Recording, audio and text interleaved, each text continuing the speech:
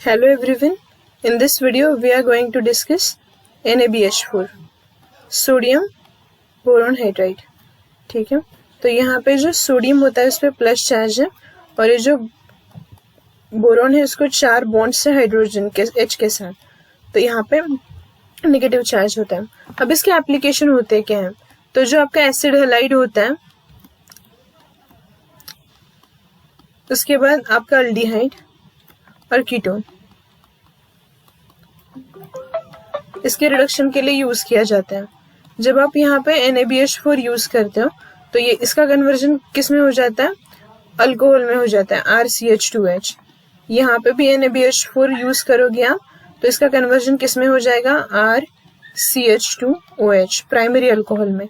और जब आप NaBH4 को यूज करते हो कीटोन के साथ तो उसका कन्वर्जन हो जाएगा सेकेंडरी अल्कोहल में, CHOHNR में। ठीक है, तो ये बहुत ज्यादा इंपॉर्टेंट है कि आपको याद रखना है कि NaBH4 यूज करने के बाद किस तरीके से कन्वर्जन हो रहा है। ठीक है, हाँ, तो आगे देखो अब इसका मैकेनिज्म डिस्कस करते हैं। तो यहाँ पे एसिड हैलाइड लिया हमने, RC डबल बॉन्ड और यहाँ पे Cl, तो यहाँ पे था Na plus and BH4 minus, H और H, यहाँ पे नेगेटिव चार्ज है। तो यहाँ से हाइड्राइड जो है वो यहाँ पे अटैक करेगा, ये बॉन्ड ओपन हो जाएगा, तो ये इस तरीके से दिखेगा, RCO माइनस, यहाँ पे H है और यहाँ पे Cl है।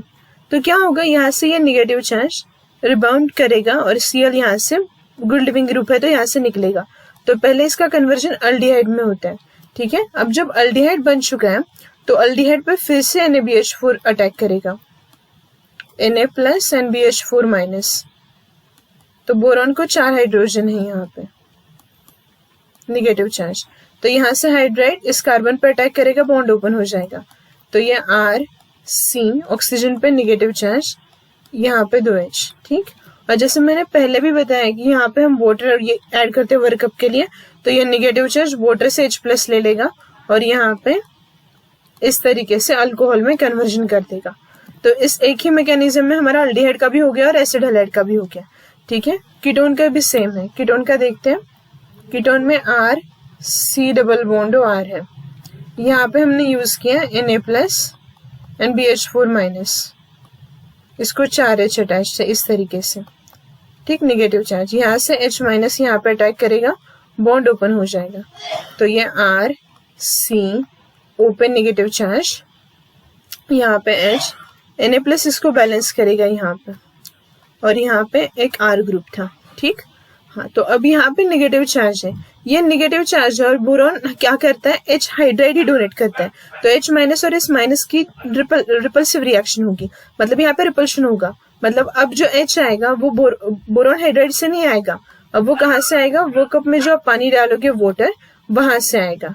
ठीक है, तो ये बहुत जानना जरूरी है कि यहाँ पे OH ऑक्सीजन को H कहाँ से मिल रहा है और आपके कार्बन को H कहाँ से मिल रहा है।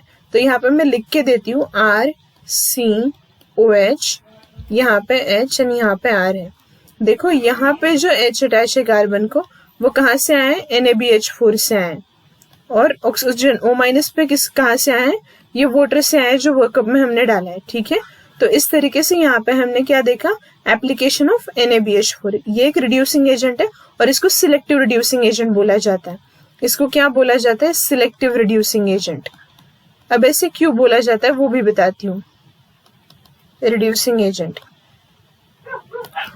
अब देखो, अगर आपके पास, जैसे कि ये लिमिटेड कंपाउंड के लिए यूज किया जाता है, अगर आपके पास ये कंपाउंड है और यहाँ पे C डबल बॉन्ड NH2 दिया हुआ है और दूसरा दिया है C double bond OR ketone, और यहाँ पे आपने डाला NaBH4, तो यहाँ पे प्रोडक्ट क्या बनेगा, यहाँ पे अमाइड का रिडक्शन हो ही नहीं सकता क्योंकि जो आपका NaBH4 है वो सिलेक्टिव रिड्यूसिंग एजेंट है।